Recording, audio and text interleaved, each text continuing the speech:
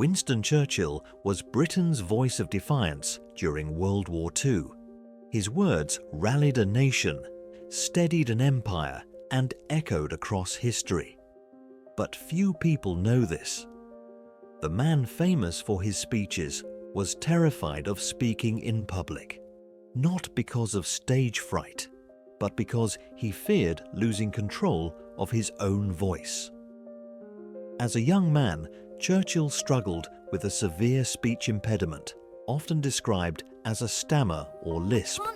Certain sounds betrayed him, especially S and esh sounds.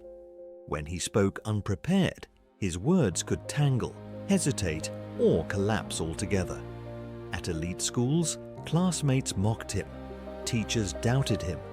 In a society where eloquence defined leadership, Churchill felt deeply inadequate. For many, this would have been the end of political ambition. For Churchill, it became an obsession. Churchill didn't just dislike public speaking, he feared it.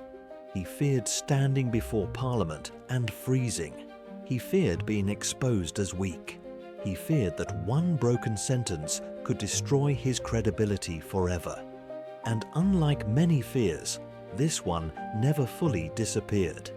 Even as an adult, even as a statesman, he felt it every time he rose to speak. So he made a decision that changed everything.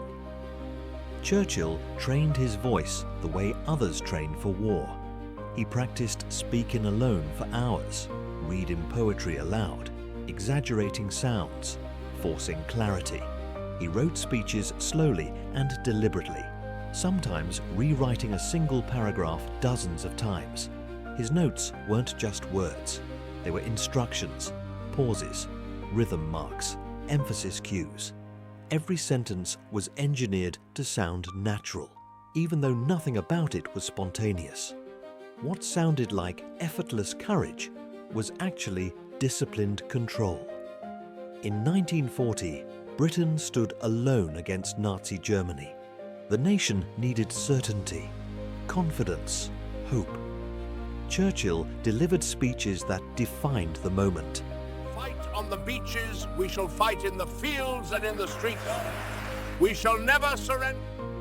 But behind the scenes, he often read from tightly prepared scripts. Not because he was weak, but because he refused to let fear speak louder than purpose. He turned his greatest insecurity into his greatest weapon. Churchill didn't defeat fear by eliminating it. He defeated it by mastering it. He proved that courage isn't the absence of weakness. It's the discipline to work through it. Sometimes the strongest voices in history are not born loud.